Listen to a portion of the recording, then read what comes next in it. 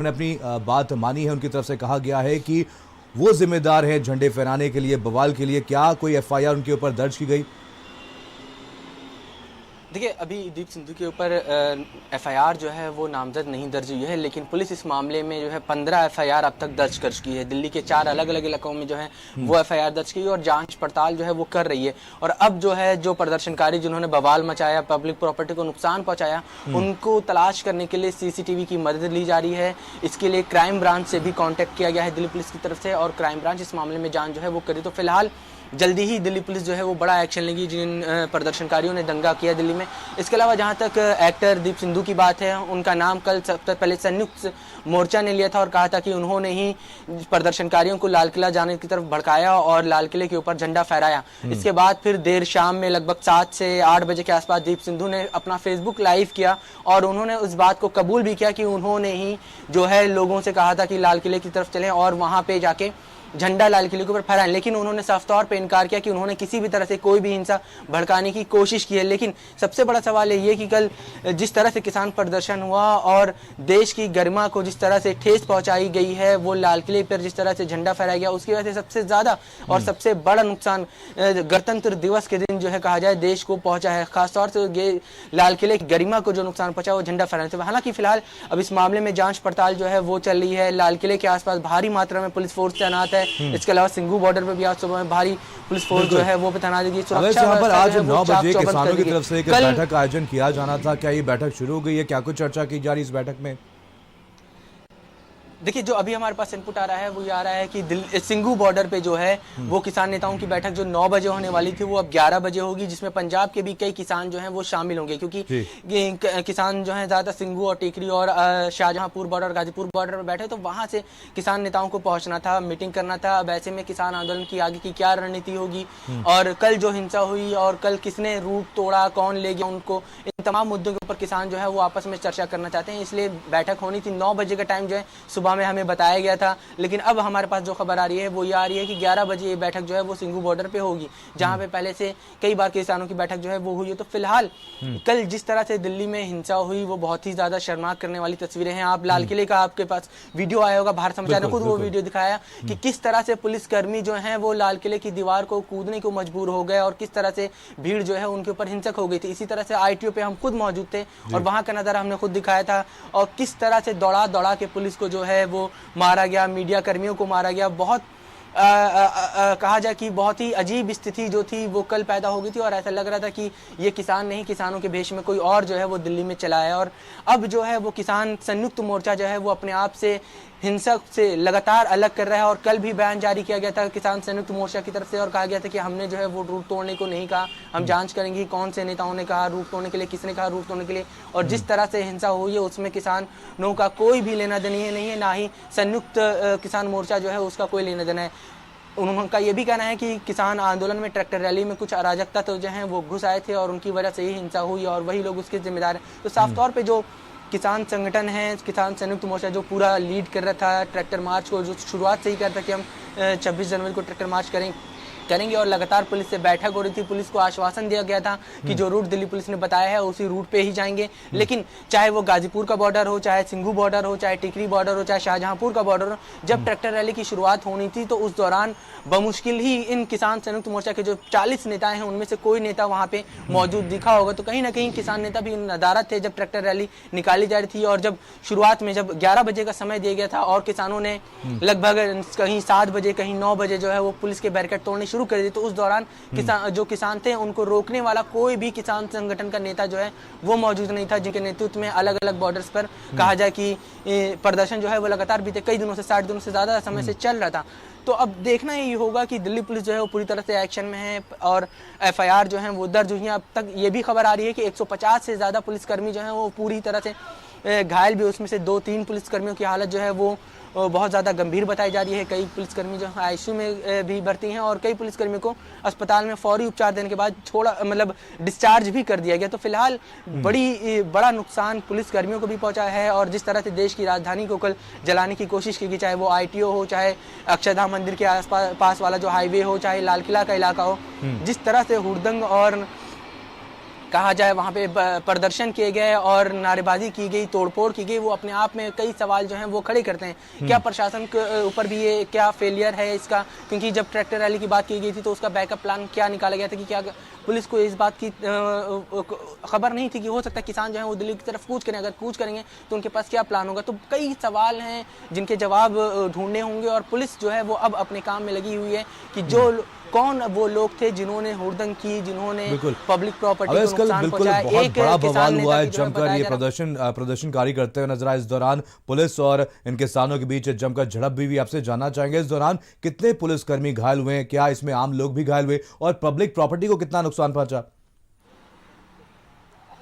देखिए 150 से ज़्यादा पुलिसकर्मी जो हैं वो कल जिस तरह से दिल्ली के कई अलग अलग इलाकों में छुटपुट घटनाएं हुई, चाहे वो मुबारका चौक हो, टिकरी बॉर्डर का इलाका हो, चाहे वो लाल किला का इलाका हो, चाहे फिर ITO का इलाका हो, या फिर जो अक्षरधाम मंदिर के आसपास का इलाका था, वहाँ पे जब झड़प हुई थी तो इन तमाम झड़पों में बताया जा रहा है कि 150 से ज़्यादा पुलिसकर्मी जो हैं वो घायल हुए हैं। इनमें से कई पुलिसकर्मी लगभग 4 से 5 बताया जा रहा है कि वो ICU में भी भर्ती हैं और कई पुलिसकर्मी को फौरी उपचार के बाद डिस्चार्ज भी कर दिया गया है। तो फिलहाल अभी जो ताज़ा आंकड़े हमारे पास हैं वो 150 पुलिसकर्मियों के घायल होने के हैं। अब उनमें से कई की हालत जो है वो गंभीर बनी हुई है, लेकिन सबसे बड़ा सवाल यही है कि कल जिस तरह से हिंसा हुई है वो अपने आप में बहुत ही ज़्यादा शर्मनाक है और किसान आंदोलन के ऊपर अब सवाल भी खड़े करती है कि किसान आंदोलन में जब ट्रैक्टर रैली निकल रही थी तो आखिर कौन वो लोग थे जो इस रैली में शामिल हुए और क्या वो किसान ही थे जिन्होंने इस तरह की घटना को अंजाम दिया।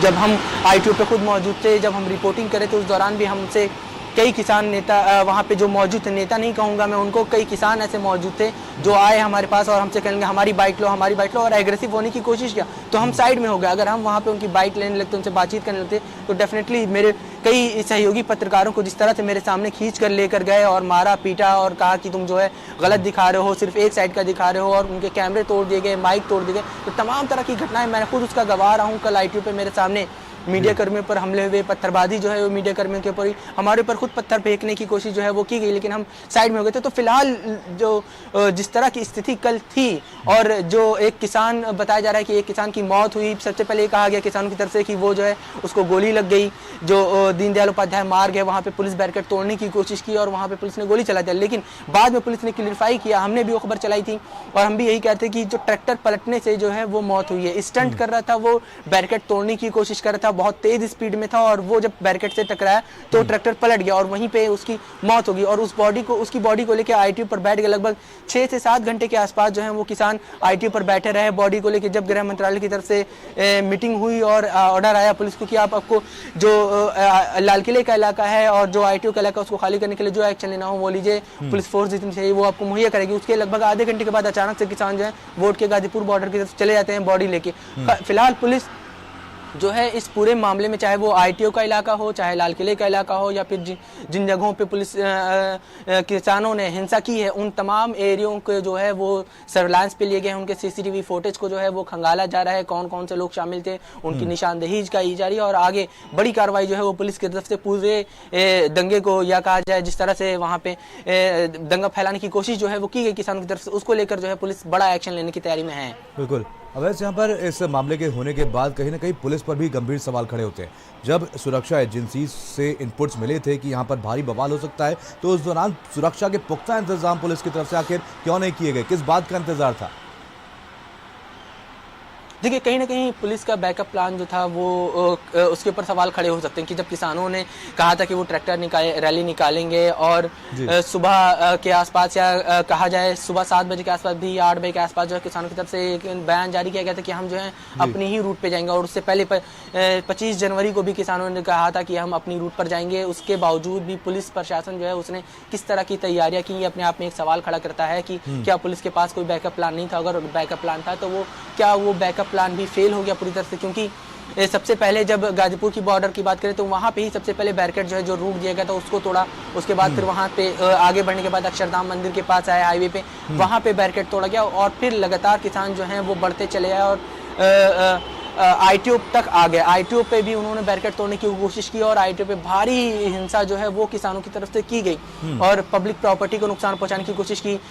पुलिस ने बैरिकेड लगा रखे थे, खासतौर से बसों को खड़ा किया था रोड पे कि किसान आगे ना बढ़ पाए, उनको ट्रैक्टर से धक्के मार मार के साइड में किया गया। कई पुलिस की लगभग बताया जा रहा है कि 17 से 18 गाड़ियां जो हैं पब्लिक की उनको नुकसान पहुंचाया गया।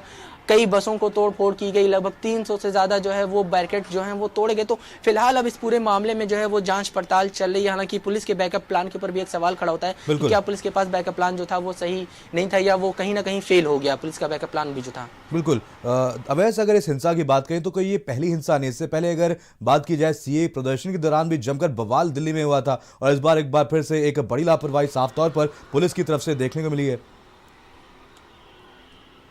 देखिए, सीए जब प्रोटेस्ट चल रहा था उस दौरान भी दिल्ली के कई इलाकों में जो है वो हिंसा भी भड़की और आंदोलन में जब प्रदर्शन चल रहा था उस दौरान भी कई लोग जो हैं वहां पे आए और फायरिंग भी किया। हालांकि फिलहाल जो है इस पूरे मामले में सीए की प्रदर्शन की बात करें तो चार्जशीट ज़्यादातर मामलों में फाइल हो चुकी है और सुनवाई जो है वो चली है। लेकिन सवाल सबसे बड़ा ये है कि गणतंत्र दिवस का समय था, 26 जनवरी का समय था, ऐसे में पुलिस का फेलियर जो है वो अपने आप में सवाल खड़ा करता है कि किस तरह से जब लगातार किसान कह रहे थे कि वो दिल्ली में प्रवेश करेंगे, दिल्ली में सेंट्रल दिल्ली में आना चाहते हैं। 8 से ज्यादा दौर की मीटिंग जो है वो किसानों के बीच और पुलिस प्रशासन के बीच हुई थी और उस मीटिंग में पुलिस और किसान 40 पुराने ट्रैक्टर थे, घटना के बाद अनपढ़ सारे आदमी ट्रैक्टर चला रहे थे, उनको दिल्ली के रास्तों वाले पता, उनको खेत के रास्तों का पता रहता है। किसानों ने वे लोग गए गौतम मीडिया पर वायरल होने के बाद क्या कुछ कार्रवाई की जा रही है, क्योंकि प्रशासन ने ऐसी धारा दिल्ली में चले गए, दिल्ली से जाकर अपने घर चले गए। भूमि से संबंधित और कुछ लोग अन्य भटक चीज के यानी आप कोई भी कार्य साइड में गए करते हैं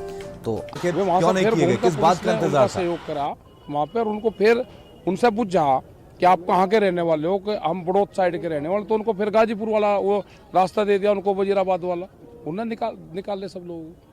सर, पुलिस कह रही है कि किसानों की तरफ से कल जो उत्पाद मचाया गया है वो सही नहीं है। उस पे देखो, जिसने उत्पाद मचाया है वो भुगतेगा, पुलिस उसके खिलाफ कार्रवाई करेगी। जिसने झंडा फहराया वो कौन आदमी था? मतलब एक कौम को बदनाम करने की बड़ी साजिश पिछले 2 महीने से चल रही। ये सिखों का आंदोलन है, ये सिखों का आंदोलन है, अरे तो किसानों का आंदोलन है भाई। जो दीप संधू है वो कोई सिख थोड़ा है, वो एक उत्पादी है, बीजेपी का वर्कर है, प्रधानमंत्री के साथ में फोटो है, सन्नी देओल का प्रतिनिधित्व करता है। एक कौम को बदनाम करने की साजिश जो रची जा रही है, ये आंदोलन किसानों का है, ये आंदोलन किसानों का ही रहेगा। जो हमारे इशू है वे रहेंगे, हमारे धरने बादस्तूर जारी रहेंगे।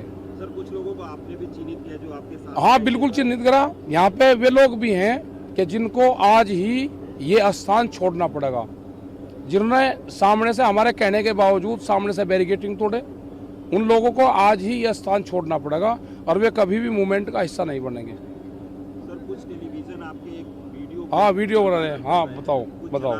हाँ, हमने ये कहा कि अपना डंडा लेकर आना, झंडा लगेगा उसमें, बगैर डंडे का झंडा मुझे बता दो भाई कैसे लगता है, मैं आपकी बात मान लूंगा, अपनी गलती मान लूंगा, मुझे वो हुनर बता दो।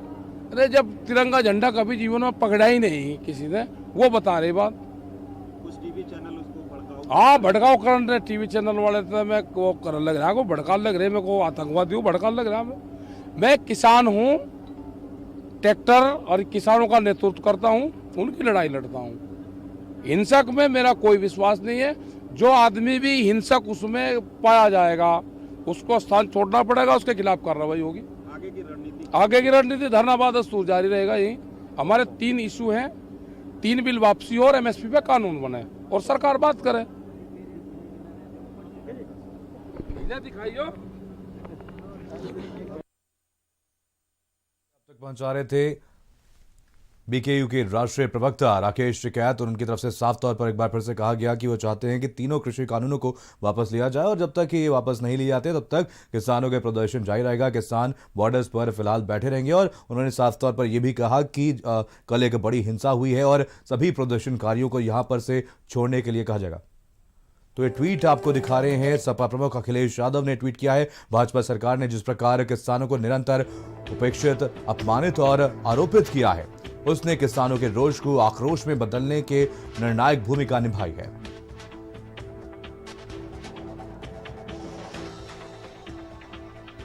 तो ये ट्वीट आपको दिखा रहे हैं, सपा प्रमुख अखिलेश यादव की तरफ से ये ट्वीट किया गया और एक बार फिर से सरकार पर उन्होंने निशाना साधा है। उनकी तरफ से कहा गया है कि किसानों को एक बार फिर से अपमानित किया गया, जिसकी वजह से किसानों में ये आक्रोश लगातार अब बढ़ता हुआ नजर आ रहा है। और वहीं आपको बता दें, बीएसपी सुप्रीमो मायावती ने भी इस मामले को लेकर के एक ट्वीट किया है। तो उन्होंने इससे पहले आपको ये ट्वीट दिखा रहे हैं, सपा प्रमुख अखिलेश यादव की तरफ से ट्वीट किया गया।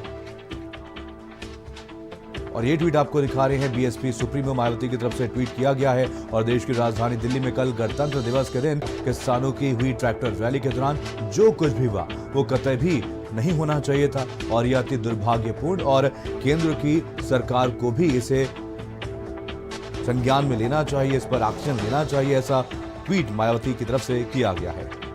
उनकी तरफ से लिखा गया है, उन्होंने लिखा है कि साथ ही यहां पर बीएसपी की केंद्र सरकार से एक बार फिर से अपील है कि वो तीनों कृषि कानूनों को अवलंब वापस लेकर के किसानों के लंबे अरसे से चल रहे आंदोलन को खत्म करे ताकि आगे फिर से ऐसी कोई अनहोनी ना होने पाए। तो मायावती ने एक बार फिर से अपील की है। इससे पहले आपको बता दें उनकी तरफ से ट्वीट किया गया था, प्रेस कॉन्फ्रेंस में भी लगातार वो बातें दोहराती आई हैं। उनकी तरफ से कहा जा रहा है वो चाहती हैं कि कानूनों को वापस ले लिया जाए, किसानों की बातों को मान लिया जाए। एक बार फिर से हमारे साथ हमारे संवाददाता अवैस जुड़े हुए हैं इसी खबर पर। अवैस, आपसे जानना चाहेंगे अभी कैसी स्थिति बनी हुई है? कल हमने देखा एक हिंसक झड़प हुई है, किसानों और पुलिस के बीच हिंसक झड़प हुई, जिसके बाद एक बड़ी संख्या में पुलिस कर्मियों को यहां पर तैनात कर दिया गया। इससे आम जनता के जनजीवन पर क्या कुछ असर पड़ता हुआ नजर आ रहा है? आम लोगों को कितनी दिक्कतें हो रही हैं?